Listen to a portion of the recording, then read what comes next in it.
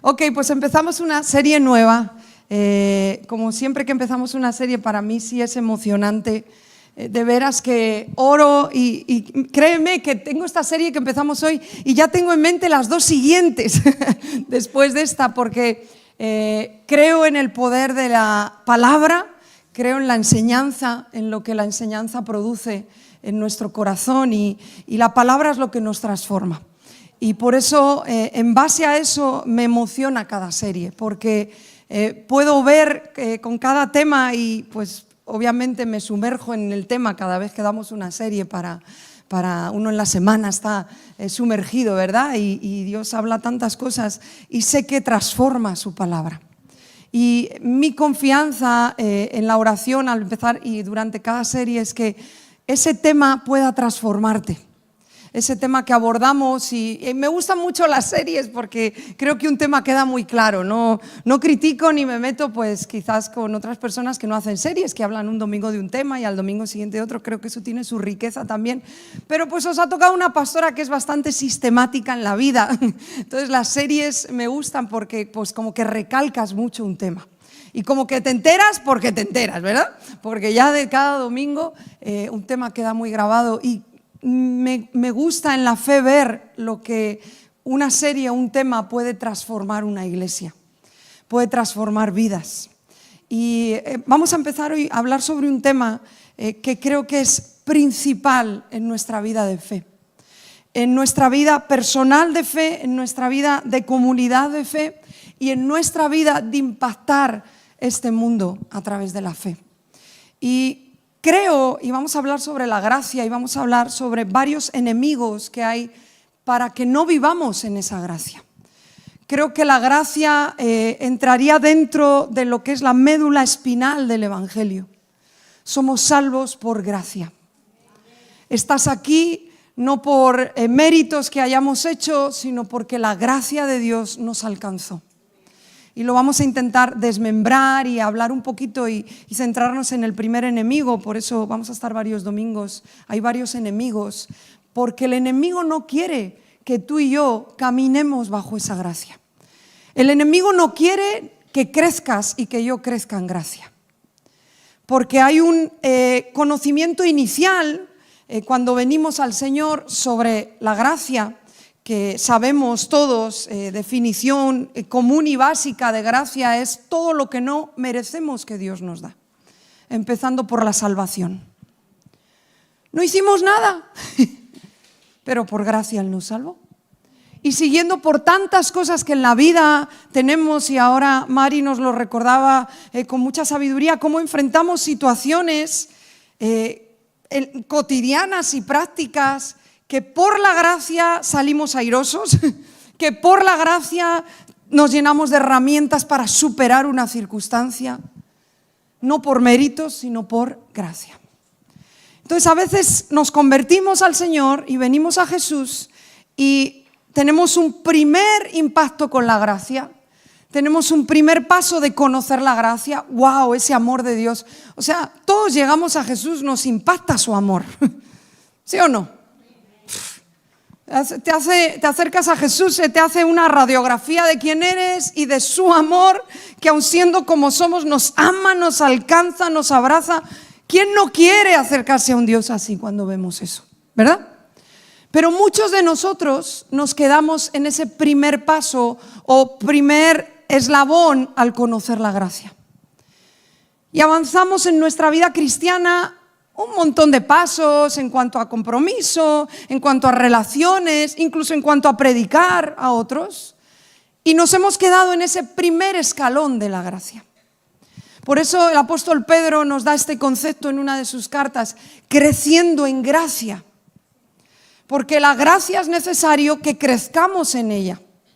Y muchos de nosotros todavía vivimos del primer escalón que conocimos de la gracia. La gracia es mucho más profunda, la gracia es abundante. Lo he compartido otros domingos, me encantan esos pasajes donde habla de la riqueza de Dios. Él es rico en gracia. Algunos nos hemos quedado con la probadita del principio. Y como buenos a veces cristianos que somos, entre comillas, porque ahora te voy a explicar un poquito sobre a veces el concepto religioso que tenemos sobre eso, nos vale esa probadita al principio, pero hay mucho más. Y escúchame bien, todo lo que vayamos a alcanzar en la vida de fe debe de ser, o Dios lo diseñó, mejor dicho, que sea a través de su gracia.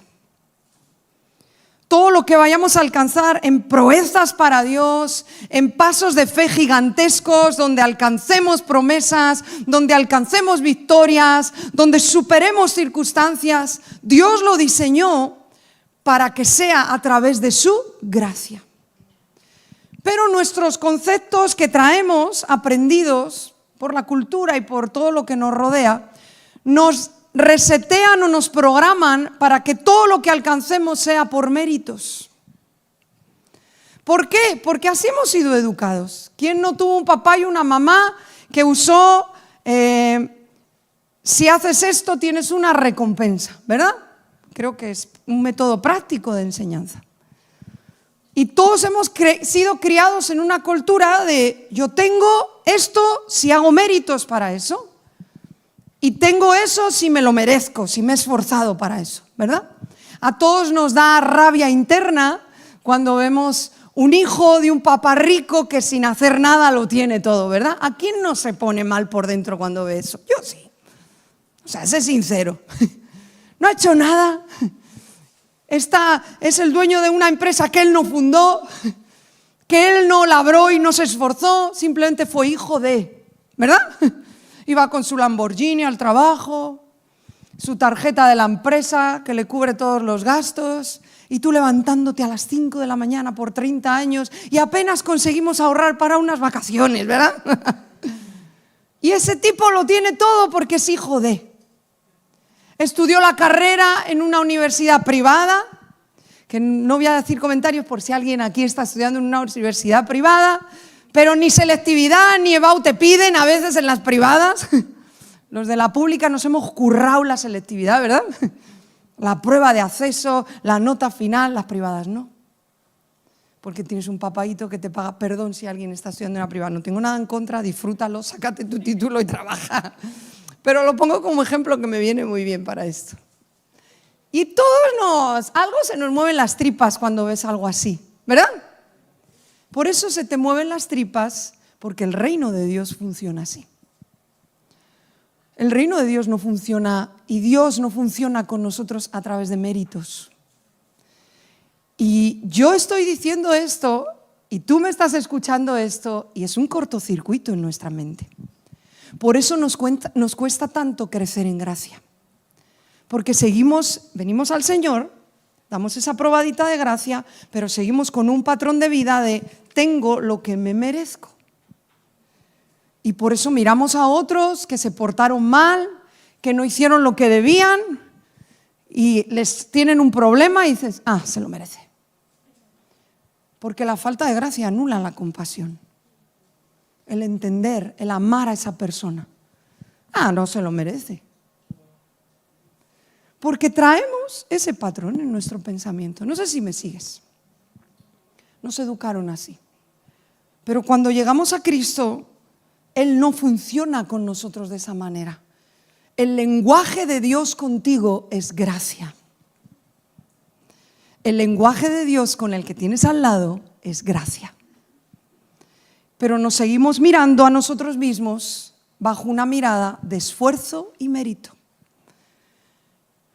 Y parece que en nuestra mente vamos a crecer en el Señor si oramos más, si hacemos más todo lo que tengo que hacer, si cumplo con todo lo que se dice desde aquí, desde el púlpito. Y ese es mi pensamiento. Y séme sincero, porque en el fondo del fondo yo tiendo a pensar eso también.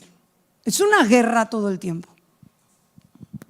Y no quiero decir que nos volvamos unos vagos, ¿no? Y bueno, pues no importa que no haga nada. No, hay un esfuerzo de nuestra parte, pero ese esfuerzo debe de ser bajo su gracia. Porque cuando tú creces en gracia y tú creces en entender cómo es Dios contigo y cómo es Dios con el de al lado, ya no se trata de tengo que hacer. ¿Quién no quiere y voluntariamente darse a un Dios lleno de gracia? Pero invertimos los papeles. Y es, si no hago, no tengo. Y Dios no es así ni contigo ni conmigo. Si no hago, no alcanzo. Y Dios no es así ni contigo ni conmigo. Y no lo es con el que tienes al lado. Hace 5 años llegó a mis manos el libro Perdón Total. Y yo sabéis que lo mando leer como si fuera la Biblia y después ese libro. O sea, me impactó tanto que lo pongo en discipulado, en el módulo 1, y aunque no estés en el discipulado, tienes que leer, siempre lo mando este libro. Cambió mi vida, después de Jesús. Pero entender ese libro a mí me abrió un panorama nuevo a la gracia. Me acuerdo que llegó a mis manos, lo empecé a leer y yo soy buena lectora, pero se me hizo un poco pesado al principio y lo dejé un poquito la lectura y no iba tan rápido como hay libros que te los bebes, ¿verdad? Y lo dejé pues 1 mes, 2, 3 y una noche se me fue el sueño. Me pasó como a Nabucodonosor, ¿verdad? Se me fue el sueño por completo. O Ciro, no me acuerdo quién era, uno de esos reyes con Daniel. Se me fue el sueño. Y estaba en la vigilia de la noche y oré un rato y ya no sabía qué hacer y ves el móvil y de repente veo en mi mesilla el libro que llevaba ahí meses, Perdón Total.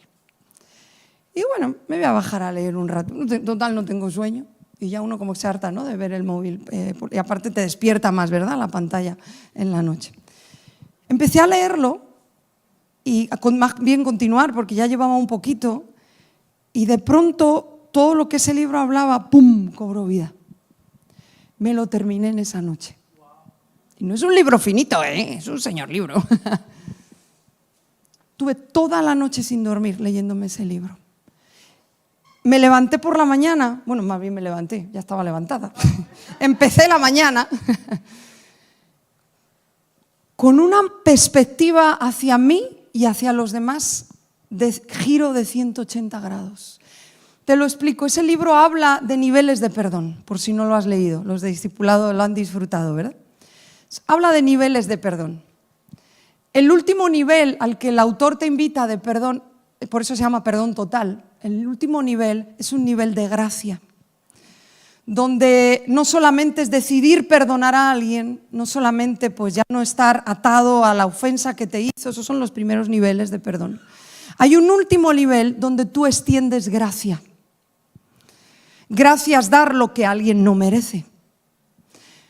Y para mí fue un reventón a mi corazón de las personas que habían causado un daño a mi corazón. Yo las había perdonado, soy cristiana y sabemos que Dios nos perdona y hay que perdonar. Pero en la vida se me había pasado por la mente extender gracia y ahí lo entendí, porque todavía yo no había entrado en una dimensión mayor de gracia.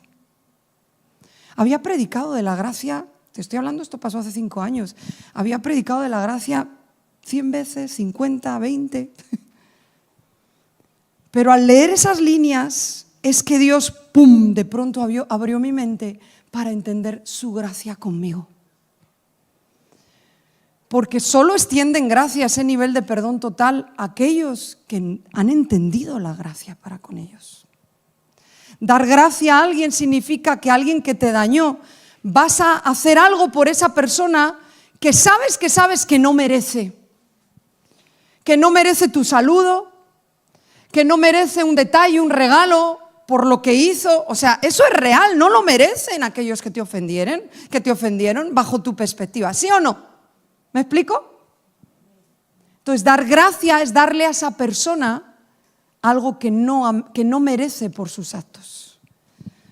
Para mí aquello fue revolucionario en todo lo que significaba verme a mí delante de Dios y ver a los demás. Aquello revolucionó mi vida. Hasta el día de hoy he seguido creciendo en gracia. O sea que ni siquiera es una seguridad predicar de la gracia para vivir en la gracia. Ni siquiera es una seguridad el que diga, sí, yo entiendo la gracia. Necesitamos sumergirnos y vivir bajo esa gracia. Te lo voy a ampliar un poquito más, que es la gracia. Mira, para que entiendas un poco más gracia, la verdad con temor hablo de esto porque creo que ni yo tengo todas las herramientas para hablar de esto, pero en lo que pueda hacerte de ayuda, que Dios te hable también. ¿Cuántos enojos internos tú tienes contigo mismo? Porque nos enojamos con nosotros mismos, ¿no te pasa? ¿Por qué me he equivocado en esto otra vez? ¿Cómo he podido hacer esto? Mira que dije, no lo voy a hacer y lo hice. ¿Cómo he podido equivocarme? ¿Cómo he podido comportarme así? Y tenemos enojos con nosotros mismos, tenemos enojos con otros por lo que nos han hecho, que son trampas también. Tenemos miedos, tenemos decepciones. La vida está llena de decepciones. Y cuanto más camines con alguien, pues más decepciones, porque somos humanos. Inseguridades, frustraciones, la mayoría de todos esos conflictos que están dentro, contigo mismo y con otros, probablemente se resolverían si entendiéramos la gracia. Probablemente cada uno de esos conflictos con otros y contigo mismo se resume en esto: te falta gracia. Creo que casi al 100 esos conflictos, no el sufrimiento, porque la vida conlleva esas decepciones, pero la resolución que hacemos de ellos, en vez de atascarnos en ellos, se resolvería cuando comprendemos la gracia, o cuando por lo menos nos sumergimos, porque comprenderla al 100 creo que es una locura. ¿Quién comprende que alguien tiene algo que no ha hecho nada para tenerlo y que encima ha hecho todo lo contrario para no tenerlo, para poder tenerlo, perdón? ¿Sí me explico? ¿Quién comprende eso? ¿Quién da todo a cambio de nada? ¿Quién te da beneficios, bendiciones y regalos cuando tu comportamiento no es merecedor de todo eso? ¿Quién hace eso? Ni siquiera educamos así muchas veces. Nos toca poner límites y enseñar, es verdad. Dios nos encarga ayudar al carácter de nuestros hijos, pero a veces hasta gracia nos falta para nuestros hijos. A veces hay que ver momentos, oportunidades que Dios te da para, en vez de aplicar un castigo, aplicar gracia y ayudar a que tu hijo comprenda la gracia de Dios. A veces los padres somos enemigos para que nuestros hijos lo comprendan. No digo con esto que, pues, haz lo que quieras, ¿no? Come chuches a las 7 de la mañana y no. Los límites es necesario, pero límites sin gracia se llama legalismo.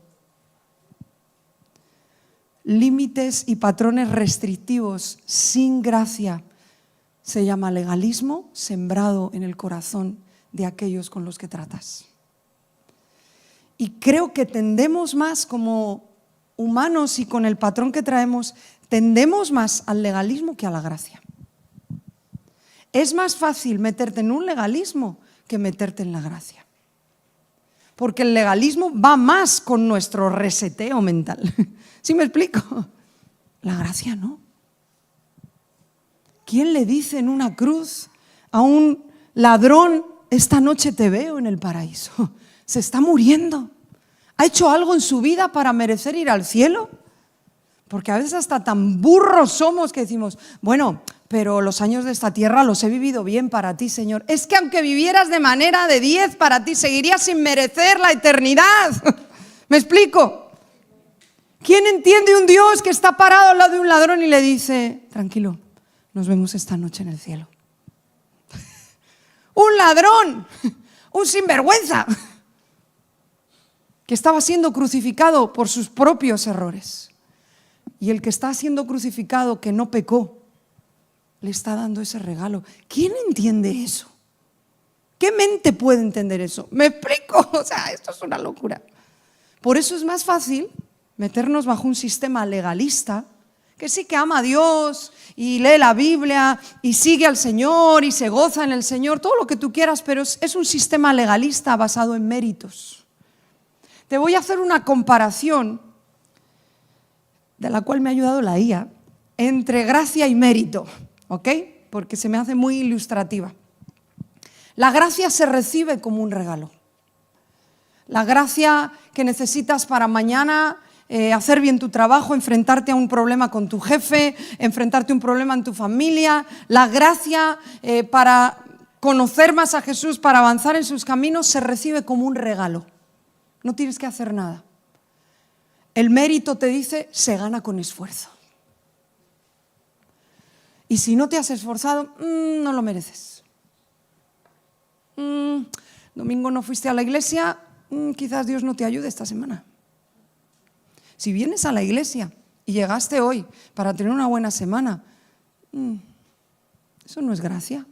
Te falta entender y venir porque vienes tan feliz por la gracia de Dios que te alcanzó. Si estás aquí esperando que venir hoy te dé una buena semana y te salgan las cosas bien, no es la motivación correcta. Necesitamos acercarnos a su gracia. La gracia nos dice que todo lo que tenemos se basa en el amor de Dios. Porque Dios te ama, te da las cosas. Porque Dios te ama, está contigo. Porque Dios te ama, te va a ayudar. El mérito, te dice, se basa en tus obras. Si te portas bien, Dios te ayuda. Si haces las cosas que a Dios le agradan, entonces Dios va a estar contigo. Si no, no, te va a dar la espalda. Mérito, gracia. La gracia dice que nos libera y nos transforma. No hay nada que te haga libre mayor que entender su gracia. Cuando vivimos sin gracia por legalismo y por mérito y esfuerzo, vivimos encadenados. Estás atado a tus propios límites, a tus propias fuerzas que son limitadas. Estamos atados a nuestra propia capacidad que también es limitada. Eso no es libertad, porque tu sensación de libertad va a estar condicionada a si hiciste lo que tenías que hacer o no lo hiciste. Si hiciste lo que tenías que hacer, qué bien te sientes. Si no lo hiciste, ya no te sientes bien. Eso no es gracia. La gracia por eso libera y transforma. No hay nada que te haga más libre que saberte recibidor de su gracia. En cambio, el mérito cansa y condena. La gracia te da o produce más bien humildad y gratitud. La gracia te ubica en que todo es por gracia, en que no hay mérito en lo que hago, en que me rindo a sus pies y dependo de su gracia. Y el mérito te dice lo contrario, o te produce, mejor dicho, lo contrario, orgullo y frustración. Por eso uno de los enemigos que vamos a ver de la gracia es el orgullo espiritual. Estamos en la era del orgullo espiritual. Porque hoy vivimos en un secularismo dentro de las iglesias. Hablamos que hace años o incluso un siglo la religiosidad o el legalismo se movía en cuanto más sufro, más cerca estoy de Dios, cuanto más abnegado soy, cuanto más penas paso, cuanto más hambre paso, cuanto más... Y como veíamos la semana pasada, la persecución es necesaria y nos une a Jesús. Pero habían tomado eso un método como para decir, soy más espiritual. Y si tú no pasas esas cosas, no eres espiritual. Hoy ya la religiosidad o legalismo no se mueve de esa manera, porque las iglesias ya están muy secularizadas, entonces eso no serviría. Ahora es el orgullo espiritual, el soy más espiritual porque hago todo esto. Y esa moral superior con la que muchos caminan, porque oran más, porque leen más, o porque no dicen palabras feas, o porque cumplen una serie de normas que el mismo hombre o las propias iglesias ponen, que ni siquiera Dios pone, pero son normas que marcan un estándar que no es real, pero marcan un estándar espiritual. Si haces todo esto, si te vistes de esta manera, si hablas de esta manera, si te comportas de esta manera, eres más espiritual. Te vas a ganar el favor de los demás, van a decir, qué espiritual. Y lo peor y el engaño más fuerte de todo, crees que así funciona con Dios. ¡Wow! ¡Qué espiritual soy Dios! Y lees los fariseos y ese mismo espíritu ya estaba ahí. Gracias, Señor, decía un fariseo, porque no soy como ellos. Estaba muy descarado, pero enmascaradito también lo traemos. Y esa serie de normas no escritas funcionan en las iglesias y funcionan entre nosotros para hacer un ranking de quién es más espiritual. Si se viste de esta manera, ya no es tan espiritual. Si habla de esta manera, como más parece que mundano, ya no es tan espiritual. Y pensamos que tenemos una medida de espiritualidad que no nace de Dios, nace del hombre. Dios no está buscando eso. Dios está buscando que comprendas su gracia. Dios está buscando que entiendas que hagas o no hagas, te ama. Que Dios no puso ese estándar o esas normas no escritas, que las puso el hombre. Y no hablo de dogmas en la palabra, no hablo de mandamientos, que es la moral perfecta de Dios. Hablo de normas que, basándonos en esas, nos hemos inventado apéndices del 1, apéndice del 2, apéndice... ¿Me explico? Y son el aval para nuestra espiritualidad con Dios, bien engañoso, se llama legalismo, y son el aval para juzgar al de al lado. Porque tú eres más espiritual, porque tú llevas la falda hasta aquí. Hablo de las chicas. Porque tú no llevas ostentosidades, como dijo el apóstol Pablo. Legalismo y religiosidad es hacer dogmas de partes de la Biblia que tienen que ver con momentos culturales de la historia. Pero a la iglesia le ha encantado hacer dogmas de eso. No, dice de las joyas, de que no lleven joyas, que no lleven... O sea, no te pases si vienes a la iglesia con un zafiro aquí de colgando que cuesta 100.000 euros, por lo menos echa la ofrenda lo mismo, ¿no? O échame el zafiro. Pero el legalismo es hacer dogmas de partes que Dios no dijo que tienen que ver con lo cultural. Si solamente nos dedicáramos a estudiar pasajes como cuando el Pablo habla de la vestimenta, ¿cuántas iglesias han sufrido legalismo con ese asunto? Entonces, es muy amplio para hablar, no sé hasta dónde llegaré hoy, porque ya es muy tarde, así que vamos terminando. Ayúdame, Josu. Creo que más o menos un inicio sobre la gracia te queda claro, ¿verdad? Dice 1 Corintios 15:10, en Reina Valera, para que lo puedas apuntar. 1 Corintios 15:10 dice lo siguiente, ¿qué versículo nos deja aquí el apóstol Pablo? Dice, pero por la gracia de Dios soy lo que soy. ¡Wow! Debería ser un lema esto en nuestra vida. Por la gracia de Dios soy lo que soy. Y lo estaba diciendo un hombre que tenía estudios como si hoy tuviera, no sé, Harvard, algo muy tocho, que se había criado con los mayores entendidos en las Escrituras. Dice, por la gracia de Dios soy lo que soy. Y sigue diciendo, y su gracia no ha sido en vano para conmigo. Antes he trabajado más que todos ellos, está hablando de los apóstoles, pero porque dice, yo llegué después, ¿no?, que todos ellos. Dice, pero no yo, no he trabajado yo, sino la gracia de Dios conmigo. ¿Qué versículo? ¿Puedes decir tú eso? Porque yo todavía estoy intentando vivir la primera parte de este versículo. Todavía estoy intentando entender que aunque Pablo también dice, esfuérzate en la gracia, y yo camino y hago esfuerzos, claro que sí, trabajo, pero es por su gracia. Y que todo lo que soy, tengo es por su gracia. Y que todo lo que llegue a alcanzar y a vencer es por su gracia.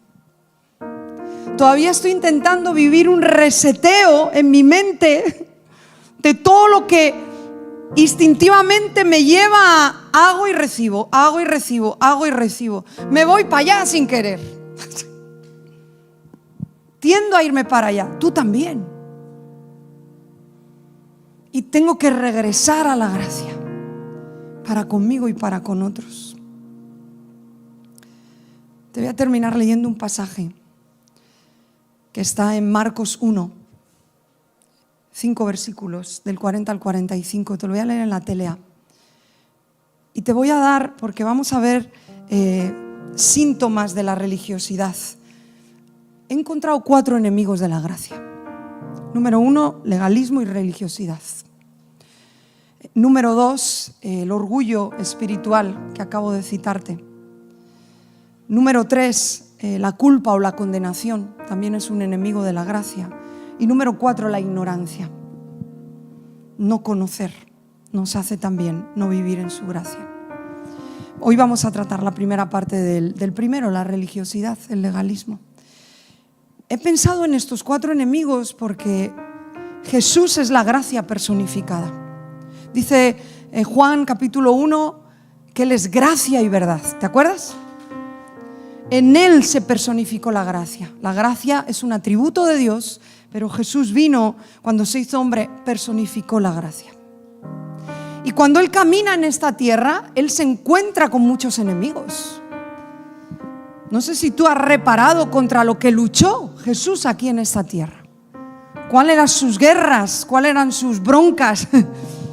¿Cuáles eran las cosas donde Él invirtió más fuerzas para así entrarle y discutirlo?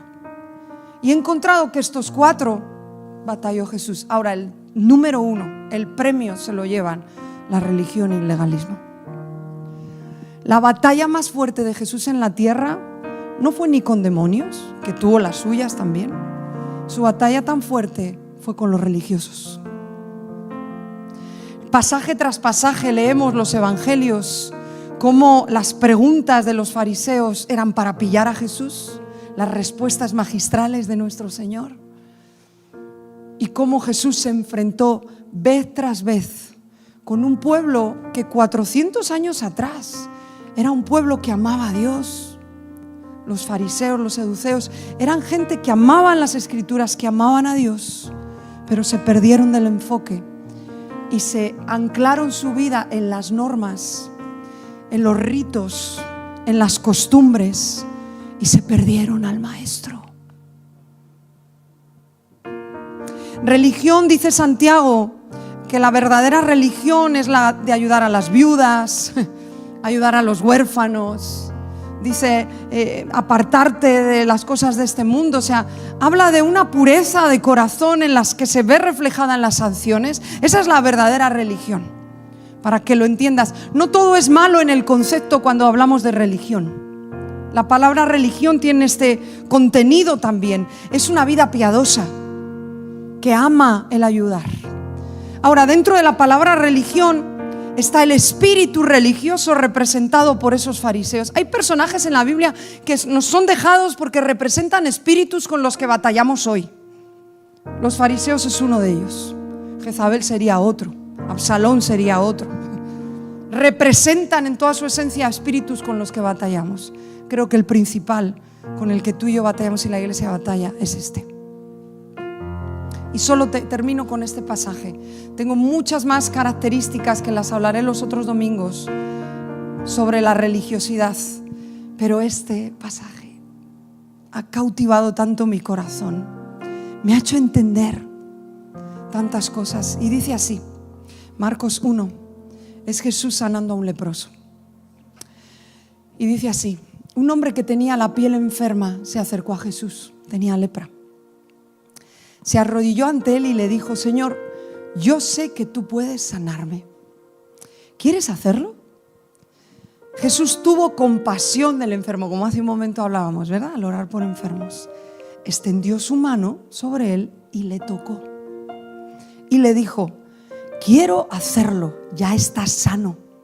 De inmediato, aquel hombre quedó completamente sano. Pero Jesús lo despidió con una seria advertencia: no le digas a nadie lo que te sucedió. Ve con el sacerdote para que te examine, porque él sabe que antes tenías lepra y él hace un examen, ya estás sano.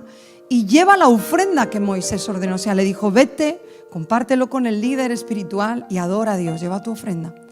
Así los sacerdotes verán que ya no tienes la enfermedad. Pero el hombre estaba tan emocionado que pasó de lo que Jesús le dijo y empezó a contarles a todos cómo hacía sanado. O sea, Jesús, no, discreción, solo el sacerdote. Y me imagino al tipo saliendo de: ¡ya no tengo lepra! O sea, dijo, le valió nada, ¿sabes? La emoción le pudo. Por eso Jesús no podía entrar libremente en los pueblos, tenía que quedarse a las afueras, donde no había gente. De todos modos, la gente iba a verlo. O sea, este tipo hizo que en ciertos pueblos ya Jesús no pudiera entrar. Quiero que entiendas algo. La lepra, la ley decía porque no podías tocar a alguien con lepra, por dos razones. Una, por lógica, por contagio. Era altamente contagiosa, o es, aunque aún hay casos de lepra hoy en día, muy pocos. Una, porque es altamente contagiosa. Y dos, porque la lepra en la Biblia es símbolo de pecado. Entonces, tocar o estar con un leproso era considerado un acto de inmundicia. Y nadie quería ser inmundo. ¿Sí me sigues? Nadie quería contaminarse, ni físicamente, ni espiritualmente. Yo soy puro y santo delante de Dios y yo no me voy a contaminar con nada de eso. Jesús se lo saltó. De hecho, este tipo, entendemos por el pasaje que llevaba tiempo viviendo aislado, solo, porque la ley decía, por estas dos cosas de contagio y de inmundicia, que te fueras a vivir solo fuera del campamento. O sea, este hombre llevaba solo viviendo con el desprecio, porque además era una enfermedad a la cual los demás, ¡qué asco! ¡Qué persona! Has cometido pecado, por eso tienes lepra. ¿Te acuerdas de Aarón y María? Les vino la lepra cuando criticaron a Moisés. Entonces el pueblo tenía el entendimiento de que la lepra era un castigo por el pecado. Era un castigo porque te lo mereces, algo hiciste mal. No sé si lo vas enlazando con todo esto. Este tipo no solo tenía lepra, me imagino que su corazón estaba roto. Roto por el desprecio de su familia, roto por la soledad. ¿Quién soporta vivir solo, aislado del amor, del cariño, del abrazo de la gente? ¿Qué corazón aguanta eso? Roto por las palabras de burla, de desprecio, de condenación. Eso es porque has pecado, eres un sucio, eres un vil pecador. Yo creo que Jesús, más allá de la lepra, vio el estado interior de esa persona. Y quiero que entiendas lo que Jesús hizo. Jesús le tocó. Jesús se saltó su propia ley. Dios dijo en Levítico, no le tocarás, se irá fuera del campamento. Y ahí te va el primer síntoma de ese espíritu religioso. La ley y la norma están por encima de la gente. Y Jesús dijo, no, yo no he venido a condenar a este mundo, yo he venido a amarlo. Y lo tocó. Creo que el acto de sanidad más fuerte que recibió este leproso fue el toque de Jesús. ¿Cuántos años haría que ese hombre no recibía un toque físico? Yo no puedo vivir sin abrazos, y tú, aunque seas arisquito, tampoco. Aunque seamos de los que no vamos regalando abrazos por la vida, pero a todos nos cae bien un abrazo, ¿verdad? A todos nos cae bien un beso, un te quiero. Yo no sé los años que este tipo llevaba sin el afecto de otros. El primer síntoma de la religiosidad cuando te envenenó y cuando nos envenenó es que para ti cumplir la norma es más importante que el corazón de otra persona.